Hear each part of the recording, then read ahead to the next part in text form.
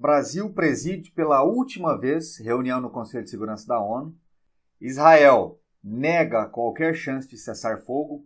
Estados Unidos começa a mudar o tom em relação à guerra.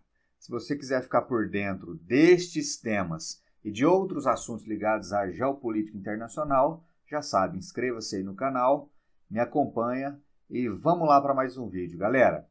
Pessoal, começo aqui destacando o fato de que na segunda-feira, dia 30 de outubro, teve início a 7ª reunião do Conselho de Segurança da ONU desde que começou a guerra entre Hamas e Israel.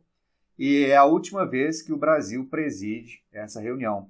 Lembrando que a presidência do Brasil no Conselho de Segurança da ONU é uma presidência temporária que tem duração de apenas um mês. Portanto, hoje, dia 31 de outubro, se encerra a presidência do Brasil.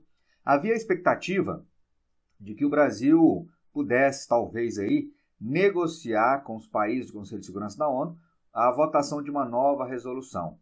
Mas o impasse e a discordância, principalmente de russos e estadunidenses, impedem que uma nova resolução seja votada, pelo menos enquanto o Brasil for presidente, que é apenas até hoje, até terça-feira.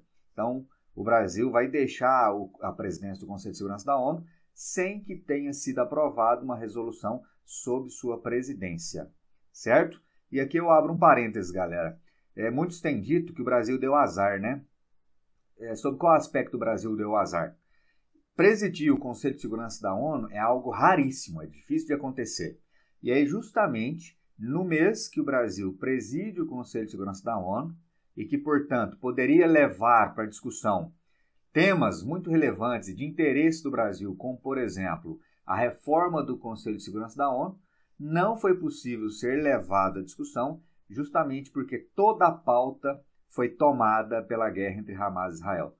O Brasil assumiu a presidência no dia 1º, e aí no dia 7 estourou esse atual conflito, essa atual guerra. Então, sob esse aspecto, o Brasil deu azar, né?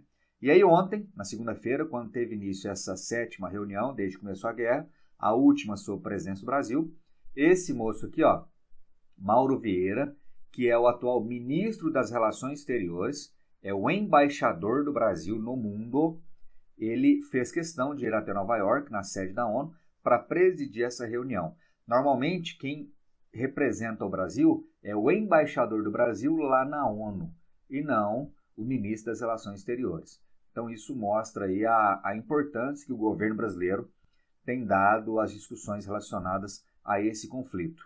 E aí, no discurso que o presidente da Assembleia, no caso, Mauro Vieira, um embaixador brasileiro, fez, teve como destaque aí a afirmação de que o Conselho de Segurança da ONU, como está hoje, é algo muito disfuncional, é algo que praticamente barra e impede o avanço de qualquer resolução, sobretudo porque tem 5 países que têm o poder de veto.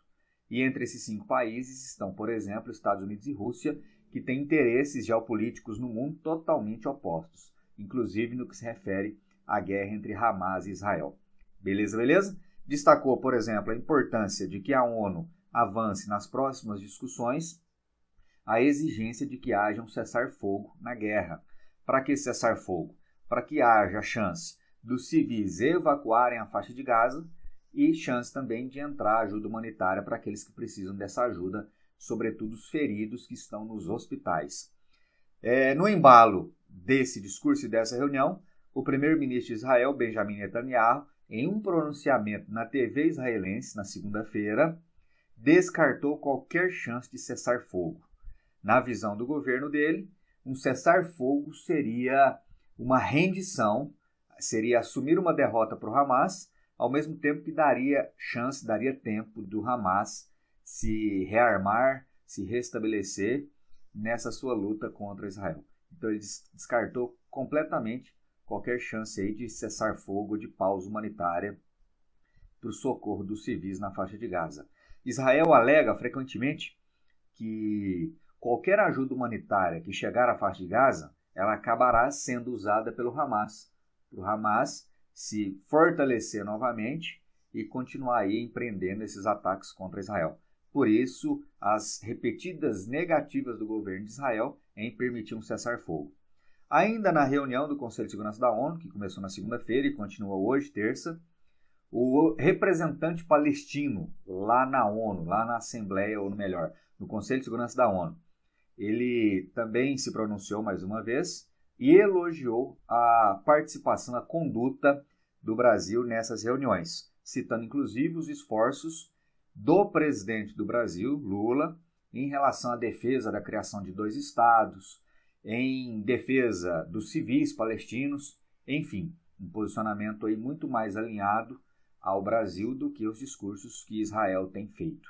Então fica aí o registro desse fato também. Lembrando sempre, galera, questão básica aqui da geopolítica, apesar de a Palestina ter um assento na ONU, não existe o país Palestina. O que há é uma representação política diplomática dos palestinos que têm direito de participar das reuniões da ONU. Lembrando também que esse representante aqui, ele não tem qualquer vínculo com o Hamas. Ele é vinculado à chamada Autoridade Nacional Palestina, que é o único órgão aí reconhecido mundialmente, inclusive por Israel, pelos Estados Unidos, como sendo de fato representantes dos palestinos. Maravilha, maravilha? Enquanto isso, Israel segue sua incursão, segue aí avançando por via terrestre sobre a faixa de Gaza. Ontem, segunda-feira, Israel inclusive divulgou aí vídeos mostrando a marcha a pé mesmo, né, dos militares sobre a faixa de Gaza.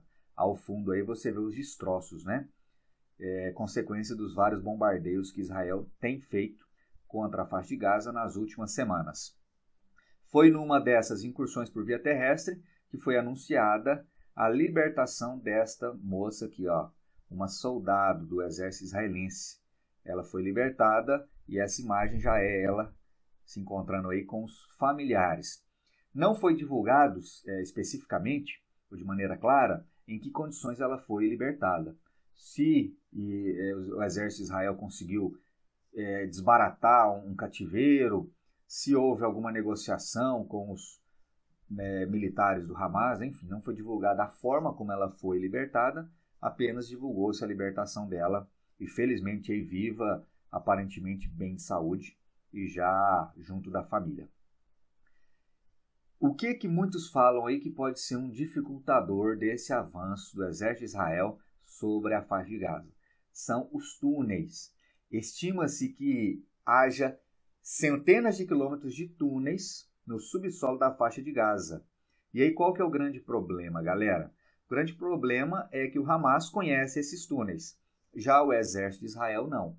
Então isso pode aí reservar desagradáveis surpresas para os soldados israelenses à medida que eles avançam pela faixa de Gaza. Está aí a manchete falando justamente disso. O desafio logístico do exército de Israel com os 500 quilômetros, cara, é coisa demais, hein? 500 quilômetros de túneis subterrâneos na faixa de Gaza. Segundo o jornal israelense Maariv, a complexidade desta rede confronta os militares com uma guerra tridimensional. Aqui o mapa divulgado aí pelo governo israelense de alguns túneis que já teriam sido destruídos a partir dos bombardeios que Israel vem fazendo. E aí Israel acusa o Hamas de construir esses túneis exatamente embaixo de escolas, hospitais, zonas residenciais.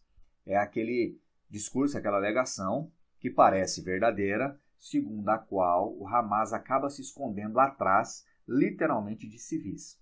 E aí, quando o exército de Israel ataca esses túneis, ele inevitavelmente acaba atingindo também escolas, hospitais, áreas residenciais, o que leva a essa imensidão aí de civis mortos, incluindo mulheres e crianças, que a gente vem acompanhando aí nos noticiários. Beleza, beleza? Ontem mesmo, o Hamas divulgou esse vídeo. Seriam 3 mulheres reféns que gravaram um vídeo criticando fortemente Benjamin Netanyahu, o primeiro-ministro de Israel.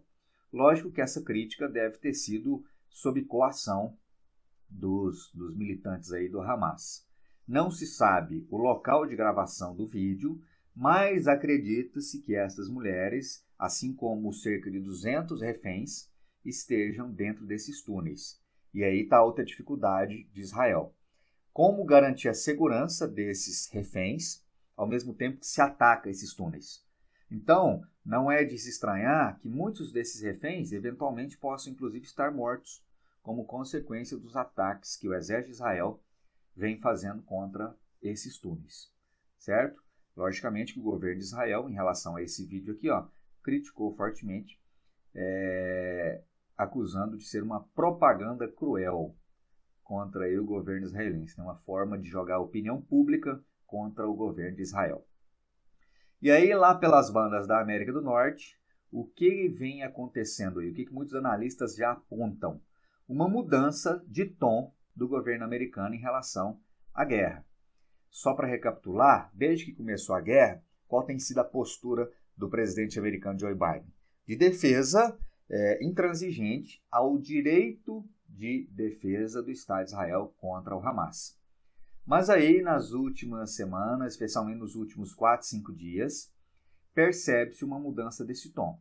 Os Estados Unidos continuam apoiando Israel no seu direito de defesa, mas vem pedindo ao governo israelense para se preocupar principalmente com a preservação da vida dos civis e garantir a chegada de ajuda humanitária. Por que tem havido essa mudança de tom? Porque pesquisas internas lá nos Estados Unidos apontam uma perda de apoio político de Joe Biden, principalmente da população americana mais jovem. E aí você sabe que no ano que vem tem eleições. Joe Biden está interessado na sua reeleição. Então, se ele nota uma perda de apoio de parte do seu eleitorado, ele vai querer adaptar esse discurso. Então, você está percebendo como nas relações geopolíticas não há espaço para bonzinhos, né? Ah, não, misericórdia. Ah, não, vamos ajudar aqui. Não, o que há na geopolítica é interesse. E aí, quando esses interesses são ameaçados, o que os governantes buscam fazer? Buscam adaptar de acordo com a conveniência do momento. Está aí a manchete, Biden sente o impacto da repercussão negativa do genocídio em Gaza.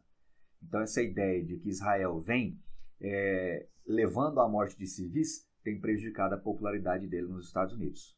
Doido ou não? Interessante demais, né, galera? Compreender como se dá esse jogo de interesses no tabuleiro da geopolítica internacional. E aí, infelizmente, esse conflito que ocorre especificamente no Oriente Médio, ele vem também reverberando, vem extrapolando as fronteiras do Oriente Médio.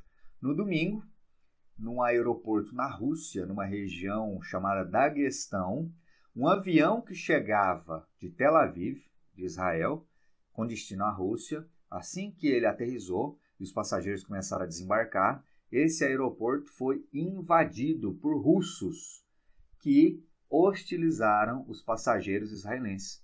Ou seja, foi uma ação aí totalmente anti-Israel, mostrando que os ânimos andam acirrados em diversas partes do mundo como consequência dessa guerra entre Hamas e Israel.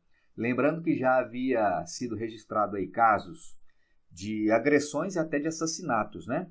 Em outras partes do mundo. Aqui no Brasil, por exemplo, teve o relato aí de islâmicos que foram hostilizados. Nos Estados Unidos teve o caso lá do assassinato, de uma tentativa de assassinato contra uma mulher e uma criança palestinos. E hoje, inclusive, terça-feira, teve um novo episódio, dessa vez em Paris, no aeroporto de Paris, na França. Uma mulher vestida em trajes islâmicos, que segundo a polícia estava em uma situação suspeita, proferindo frases árabes, e aí sob a ameaça, ou com o risco de que essa mulher pudesse representar um perigo para os indivíduos no local, eventualmente representar ali uma ameaça de ataque, terror, não vou falar toda a palavra, a polícia acabou atirando contra essa mulher. O relato aí, as últimas notícias, apontam que ela foi levada ainda viva para o hospital. Mas isso mostra aí, mais uma vez, como que a tensão no mundo está grande, né? Eu fico imaginando como está o policiamento nessas grandes cidades do mundo. Grandes cidades da Europa, como Paris, Londres, Milão, Barcelona, Madrid. A polícia deve estar com todo o seu efetivo nas ruas. Nova York nem se fala, então, nos Estados Unidos, né? Porque a tensão realmente está grande no mundo todo. Beleza, galera? Mudando, então, agora de região, falar brevemente aqui sobre a Venezuela.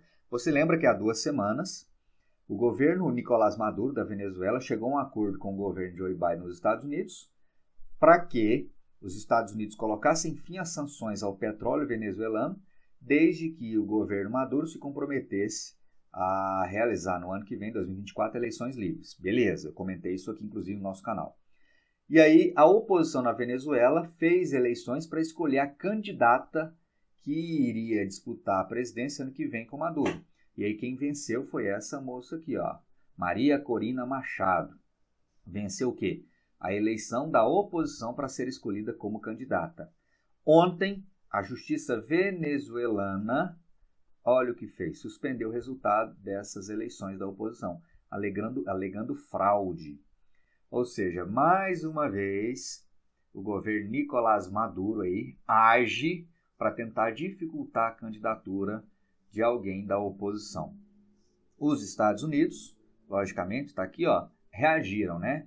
Afirmando que, caso a Venezuela não cumpra os acordos, os Estados Unidos vai levantar novamente essas sanções contra a Venezuela.